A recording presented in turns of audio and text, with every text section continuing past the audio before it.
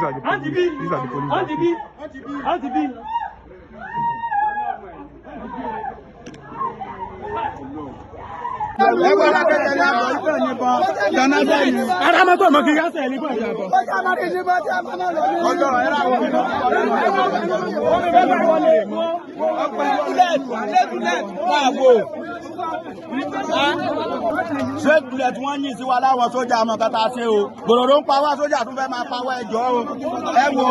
Two deaths in Irunda-Ile. Two more during a protest in the same Yagba East area. And tonight, the entire Kogi community is in shock, fear, and deep confusion over what truly happened. This is one of those stories where the tragedy unfolds in layers. First, an attack by suspected terrorists, or armed bandits as some describe them, stormed the community and opened fire without warning. 2 residents were killed instantly. Ordinary people caught in this sudden chaos. Please like this video and subscribe. But instead of the situation improving when security operatives arrived, witnesses say things got worse. A community source told reporters that the security personnel deployed to Isanlu-Irunda axis allegedly shot at unarmed residents. 2 more people were hit. The same source said, "We will seek legal redress." Now, from this point, we need to understand what triggered this second tragedy, the protest.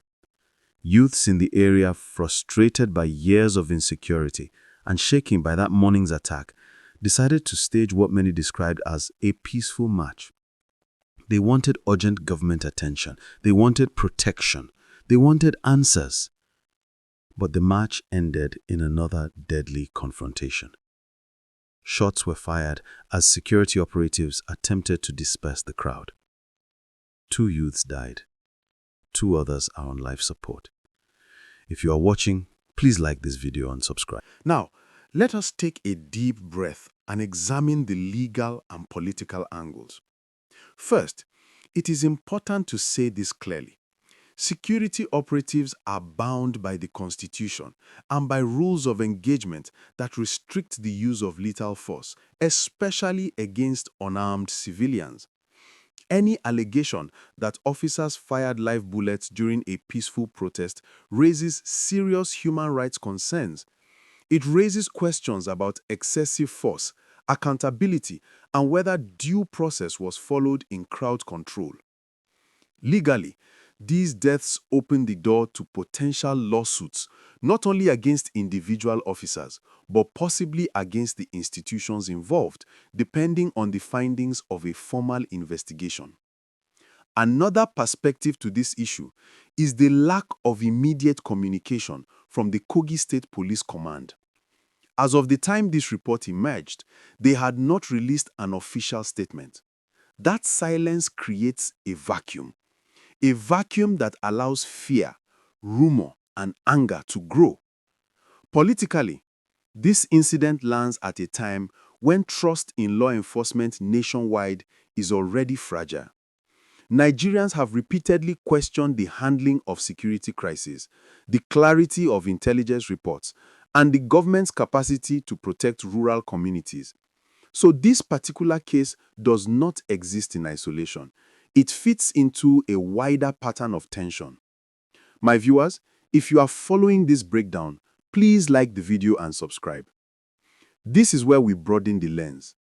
Nigeria today is grappling with multiple layers of insecurity. From banditry in the northwest to insurgency in the northeast, from kidnappings in the north-central to rising tensions across rural settlements, families are living with uncertainty. In Yagba East, the people are no strangers to fear. There have been earlier security threats in recent months, and communities already feel abandoned.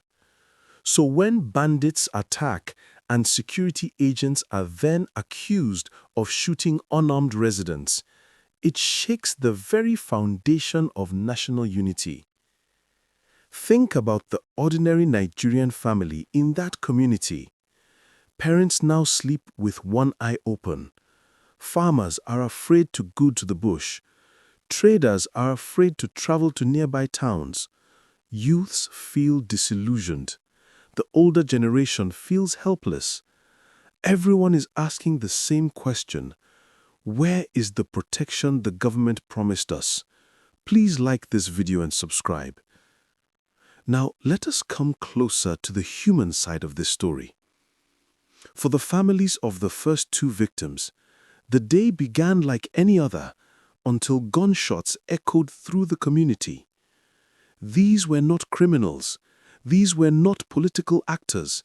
They were just people living their lives.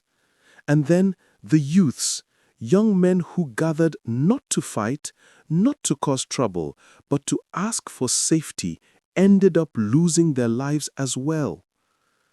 A resident described the incident as a heartbreaking escalation of an already traumatic day. The supporters of the protests say the community had every right to raise their voice. They argue that people cannot continue living in fear while the government keeps promising action. To them, the killings feel like a punishment for speaking out. Critics, on the other hand, argue that protests, especially in tense moments, can quickly turn unpredictable. They say security operatives were likely acting under pressure and may have panicked amid the crowd movement. They insist that the full story has not yet been told. If you value balanced analysis, kindly subscribe. Now let us flip the coin and consider the possible government or security perspective.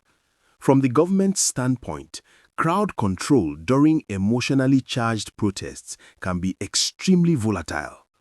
Security operatives may argue that they were trying to prevent the situation from escalating into wider violence.